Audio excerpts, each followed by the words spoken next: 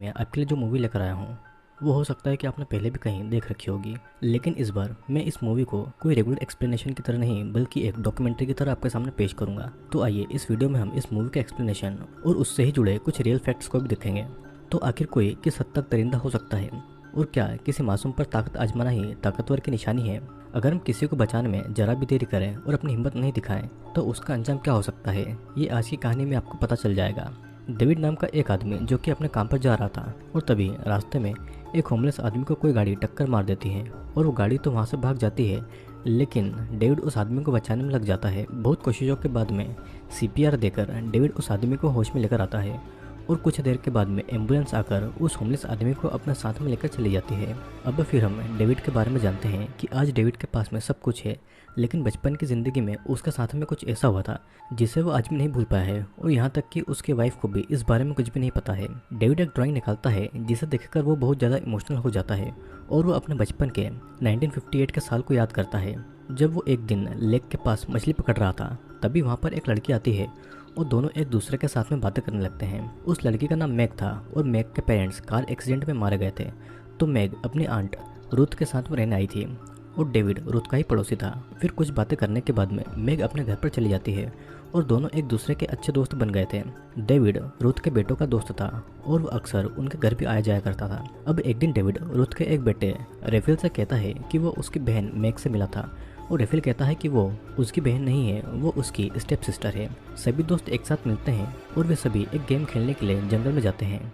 उन सभी के साथ में टिफनी नाम की एक लड़की भी आई थी, और गेम हारने की वजह से टिफनी को बांधकर कुछ सेक्सुअल क्वेश्चन पूछते हैं और उससे एक सांप से भी डराते हैं।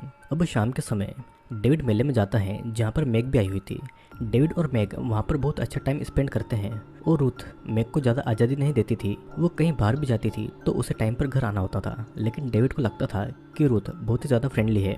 अब अगले दिन डेविड रूथ के घर उनके बेटों के साथ में टीवी देख रहा था, और रूथ ने अपने बेटों को बिगाड़ कर रखा हुआ था। रूथ की ही तरह उसके बच्चे भी कम उम्र में ड्रिंकिंग और स्मोकिंग करने लगे थे, और यहाँ तक कि रूथ अपने बच्चों को लड़कियों के बारे में बुरी बुरी बातें सिखाती थी। फिर वो अपने बेटों को मेले में ले जाती है और मैग को घर का ध्यान रखने को कहती है। अब रात के समय डेविड और रूथ के बेटे लड़कियों के बारे में गंदी गंदी बातें कर रहे थे। तभी विल कहता है कि क्यों ना मैग के शरीर को चुपके से देखा जाए, और सभी लड़के चुपके से मैग की खिड़की पर नजर रखते हैं जहाँ पर मैग कपड़े बदल रही थी। लेकिन कुछ समय के बाद मैग अपने रूम की लाइट बंद कर देती है और सभी लड़के कुछ नहीं देख पाते हैं। अब अगले दिन रूथ अपने गार्डन में अपने बेटों को सिल्क वर्म को मारना सिखा रही थी, और वो सिल्क वर्म के जाले पर आग लगा देती है। उसके बेटे ये देखकर बहुत ज़्यादा खुश थे, और वो उन्हें जानवरों पर अत्याचार करना, निर्दय बनाना, यही सब अपने बेटों को सिखा रही थी। रूथ मैग को भी उन वर्म्स को जलाने को कहती है, लेकिन मैग ये सब नहीं करना चाहती थी। और तब रूथ मैग को बहुत ही गलत तरीके से बातें सुनाने लगती है। मैग की एक छोटी बहन भी थी जिसका नाम सुजैन था, जिसे पोलियो की बीमारी थी, और वो उसकी बहन सुजैन के साथ में कपड़े धोने के लिए उसे भेज देती है। अब एक दिन डेविड रेस्टोरेंट में जाता है और वो वहाँ पर बर्गर और कोल्ड ड्रिंक खरीदता है। तभी वहाँ पर मैग आकर उससे कुछ खाने के लिए पैसे मांगती है, क्योंकि रूथ ने उसे 2 दिन से खाने के लिए नहीं दिया था। रूथ का ऐसा कहना था कि मैग मोटी हो गई है और उसे कम खाना चाहिए। डेविड मैग के लिए भी खाना मंगवा देता है, और डेविड समझ नहीं पा रहा था कि रूथ ऐसा क्यों करेगी। उसने तो रूथ के बारे में कभी भी कुछ भी बुरा नहीं सुना था। मैग के मुताबिक रूथ हर समय हर बात के लिए उसे ताना देती है, और वो उसे जरा भी पसंद नहीं करती है। मैग को वहाँ पर रहना बिल्कुल भी अच्छा नहीं लग रहा था, और डेविड मैग की बात को समझकर उसे कुछ समय के लिए कंफर्ट करता है। डेविड देखता है कि रूथ मैग की बहन सुजैन को बुरा भला कर रही है, और सुजैन को पोलियो था तो वो अपने पैरों से ठीक से नहीं चल पाती थी। अब फिर दोपहर को मैग डेविड के घर पर आती है, और डेविड की माँ मिस मॉर्गन बहुत ही ज़्यादा प्यार से मैग से बातें करती है। मिस मॉर्गन मैग को घर पर बैठने के लिए कहती है, लेकिन मैग को घर से इतने समय के लिए बाहर रहने के लिए परमिशन नहीं मिली थी। तो मैग डेविड को एक ड्राइंग देकर वहाँ से चली जाती है, और ये वही ड्राइंग है जो कि प्रेजेंट टाइम में डेविड देखकर इमोशनल हो रहा था। फिर शाम को डेविड वही ड्राइंग रूथ को देखकर कहता है कि वो मैग ने उसके लिए बनाई है, लेकिन रूथ को समझ आ गया था कि वो ड्राइंग मैग ने डेविड के लिए बनाई थी, ना कि उसके लिए। रूथ अपने बच्चों को कहती है कि आजकल की लड़कियां बहुत ही ज़्यादा इजी हो गई है, वो थोड़ी सी जान पहचान के बाद ही लड़कों को कुछ भी देने के लिए राजी हो जाती है। वो डेविड से भी पूछती है कि क्या मैग ने भी उसे कुछ दिया, और डेविड उसे समझाता है कि ऐसा कुछ भी नहीं है। मतलब कि रूथ का इशारा कुछ और था, जो कि आप भी समझ रहे होंगे। रूथ यहाँ पर मैग को कैरेक्टरलेस कहती है, और वो मैग को बहुत ज़्यादा शर्मिंदा करती है, यहाँ तक कि वो मैग को प्रोस्टिट्यूट भी कहती है। अब फिर रात को डेविड देखता है कि रूथ और मैग के बीच में झगड़ा हो रहा है, और अगले दिन जब डेविड रूथ के घर पर जाता है तो वहाँ पर रूथ के बच्चे रेफिल, विली और डैनी वे मैग को गुदगुदी कर रहे थे और इसी बीच रेफिल मैग के ब्रेस्ट को छूता है और मैग उसे थप्पड़ मारकर उसे दूर कर देती है। तब विली सुजैन को अलमारी से बाहर निकालता है और तभी वहाँ पर रूथ आती है और सुजैन से पूछती है कि मैग ने रेफिल को थप्पड़ क्यों मारा। सुजैन कहती है कि गलती रेफिल की है और तब रूथ सुजैन को बिस्तर पर लिटाकर उसके अंडरगारमेंट्स उतारकर वो छोटी सी बच्ची के प्राइवेट पार्ट पर उसे मारती है। ये देखने के बाद में डेविड भी सहम गया था और अपनी बहन की ऐसी हालत देखकर मैग दौड़कर वहाँ पर आती है। रूथ उसे कहती है कि अगर उसने फिर से कभी लड़कों पर हाथ उठाया तो उसकी बहन को ही सजा मिलेगी और यहाँ तक कि रूथ मैग की माँ की रिंग भी छीन लेती है। रूथ डेविड को भी समझा देती है कि वो उसके घर के मामलों को कहीं भी नहीं बताए और डेविड डर के वहाँ से भाग जाता है। अब अगले दिन रेफिल और डेविड मेले में जाते हैं और वहाँ पर वो देखते हैं कि मैग एक पुलिस वाले से बातें कर रही है। फिर वे लोग घर पर आते हैं और विली मैग को थप्पड़ मारता है क्योंकि वो पुलिस वाले से बातें कर रही थी। रूथ मैग को कहती है कि उसे यहाँ से ले जाने के लिए कोई नहीं आएगा और पुलिस भी उसका साथ नहीं देगी क्योंकि किसी को भी उसकी कोई फिक्र नहीं है। रूथ को किसी भी पुलिस वाले से डर नहीं लगता है। फिर वो मैग और सुजैन को रूम में जाने को कहती है और उसके जाने के बाद में रूथ डेविड को बियर की कैन देती है और उसे कहती है कि वो अपने फादर को न बताए कि उसने ये किसने दिया है। अब अगली सुबह डेविड, विली और डैनी कार साफ कर रहे थे और विली और डैनी ये बातें करते हैं कि मैग के साथ में कैसे गेम खेला जाए। डेविड भी सारी बातें सुन रहा था तो डेविड अपने फादर से परमिशन मांगता है ताकि वो रात के समय रूथ के घर रुक जाए। वो पहले भी लड़कों के साथ में रात को एक साथ रह चुका था लेकिन अब वहाँ पर 2 लड़कियां भी थी जिनका नाम था सुजैन और मैग और इसीलिए डेविड की माँ उसे परमिशन नहीं देती है। लेकिन डेविड को ज्यादा जिद करने पर उसके फादर उसे वहाँ जाने के लिए बोल देते हैं। रात को डेविड रूथ के घर पर जाता है लेकिन घर पर कोई नहीं था। तब डेविड बेसमेंट पे जाता है जहाँ पर रूथ और उसके सभी बेटों ने मिलकर मैग को वहाँ पर कुछ किताबों के ऊपर बांधकर खड़ा रखा था। मैग की आंखों पर पट्टी बंधी हुई थी और रेफिल एक बुक को हटाता है ताकि मैग को खड़े होने में तकलीफ हो। उसके दोनों हाथ बंधे हुए थे और मैग के हाथों में बहुत ज़्यादा दर्द हो रहा था। विली सभी बुक्स को हटा देता है और मैग अब बस अपने हाथों के सहारे लटक रही थी। रेफिल कहता है कि उसके सारे कपड़े उतार देना चाहिए लेकिन डेविड उनको ऐसा करने से रोकता है और फिर विली एक चाकू से मैग के सारे कपड़े फाड़ देता है। रूथ अपने लड़कों को रोकती भी नहीं है और सभी उसे सेक्सुअल बातें पूछ रहे थे कि वो अकेले में अपने बॉडी के साथ में क्या क्या करती है। डेविड और सुजैन बस रो रहे थे और वो मैग को बचाने के लिए कुछ भी नहीं कर पा रहे थे।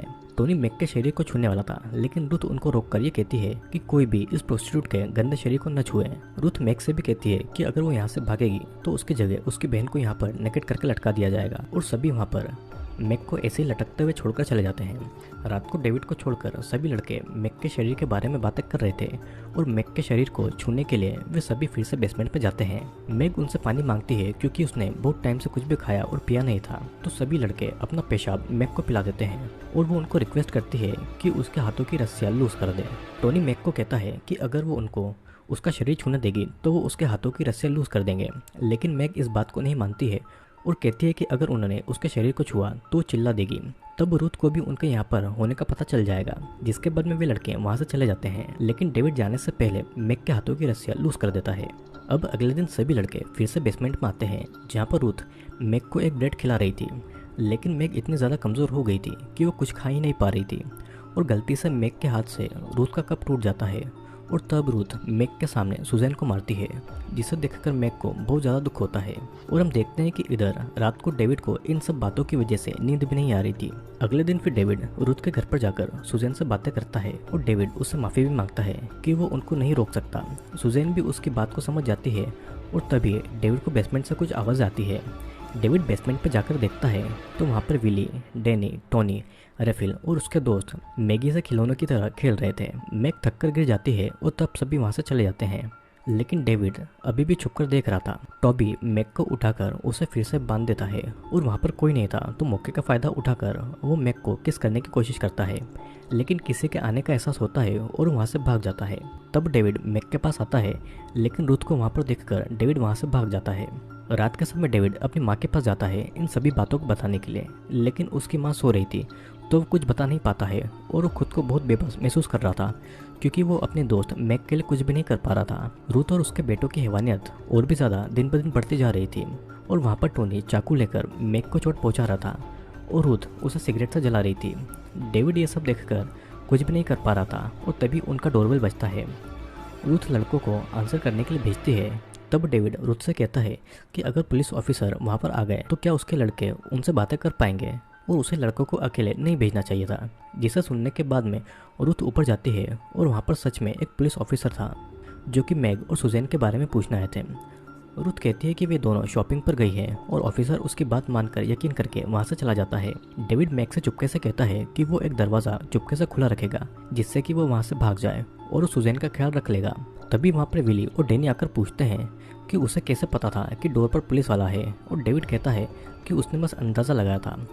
अब रात के समय डेविड चुपके से मैग के पास जाकर उसके हाथ की रस्सियाँ खोल देता है और उसे एक चाकू देता है अपनी सेफ्टी के लिए, और उसे कहता है कि उसने उसी लेक के पत्थर के नीचे पैसे रखे हैं। उसने वो पैसे मैग के लिए ही इकट्ठे किए हैं जिससे कि वो वहाँ से भाग जाएगी। रात को घर आने के बाद में डेविड ये उम्मीद कर रहा था कि मैग उस नरक से भाग गई होगी, लेकिन वो सुबह जाकर देखता है तो वहाँ पर पैसे अभी भी पड़े थे। वो समझ जाता है कि मैग वहाँ से नहीं भाग पाई है और फौरन रूथ के घर पर जाता है। वहाँ पर एविल डेविड को बेसमेंट में ले जाता है। बेसमेंट पर रूथ अपने बेटे विली से मैग का रेप करवा रही थी। रूथ के बाकी के लड़के और उनके दोस्त ये सब देख रहे थे। डेविड रूथ को यह सब करने से रोकता है, लेकिन रूथ और उसके लड़के कहाँ रुकने वाले थे। रूथ आगे कहती है कि मैग ने कल रात को भागने की कोशिश की थी और किसी ने वहाँ का दरवाज़ा भी खुला छोड़ दिया था और इसीलिए मैग को सजा तो मिलेगी।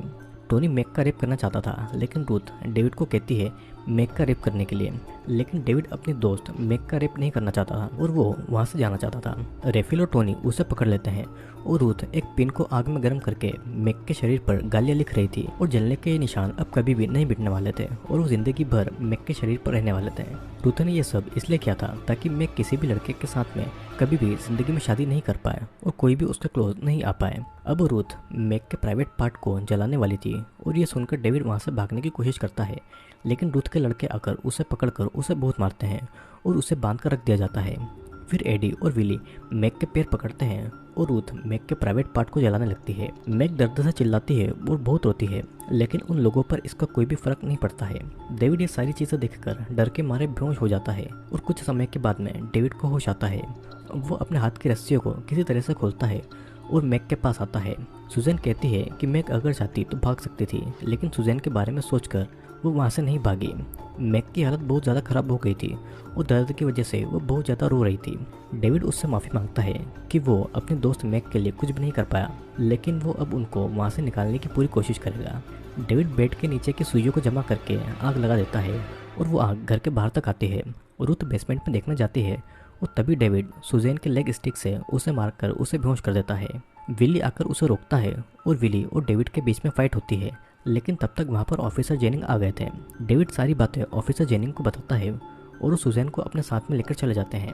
अब आखिरी समय में डेविड और मैग साथ में बातें कर रहे थे और मैग उसे अपनी माँ की रिंग मांगती है। डेविड रूथ से रिंग लाकर मैग को दे देता है और आखिरी समय में दोनों एक दूसरे को आई लव यू कहते हैं। मैग डेविड को आई लव यू बोलती है और बोलते बोलते ही वो अपना दम तोड़ देती है और वो इस दुनिया और दर्द से मुक्त होकर चली जाती है, जिसके बाद में डेविड उसे हक करके बहुत ज़्यादा रोता है।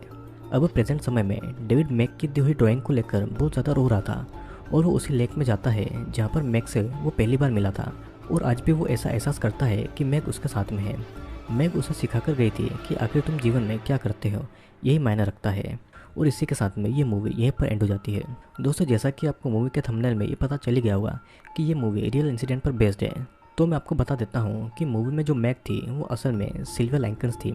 सिल्विया का जन्म 3 जनवरी 1949 में हुआ था और उसे अपने माँ बाप के डिवोर्स के बाद में अपनी आंटी ग्रेट्यूड बेंस्की को सौंप दिया गया। ग्रेट्यूड ने अपने 7 बेटों के साथ में मिलकर उसे बुरी तरीके से टॉर्चर किया और उसे बहुत मारा। वो अपने बेटों के साथ में मिलकर उसे सेक्सुअली हैरेस करती थी, उसे ह्यूमिलेट भी करती थी और उसे मारती और जलाती भी थी।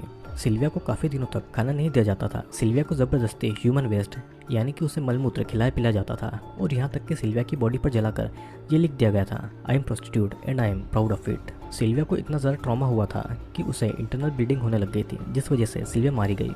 और जब सिल्विया का पोस्टमार्टम हुआ तो पता चला कि उसके शरीर पर 150 से भी ज़्यादा घाव थे। सिल्विया के साथ में जब ये सब कुछ हो रहा था तो उसकी उम्र मात्र 16 साल की थी। तो आप सोच सकते हैं कि उसने इतनी छोटी उम्र में क्या क्या झेला होगा। और सिल्विया तो क्या, कोई भी लड़की ऐसा कभी भी डिजर्व नहीं करती है। सिल्विया की मौत का कारण था टॉर्चर के चलते शॉक, सबड्यूरल हीमोटोमा मतलब कि इंटरनल ब्लीडिंग, माल न्यूट्रिशन मतलब कि उसे बुखार रखा गया था। तो इसी के चलते 16 साल की उम्र में 26 अक्टूबर 1965 में सिल्विया की मौत हो गई और वो अपनी छोटी बहन को छोड़कर इस दुनिया से चली गई।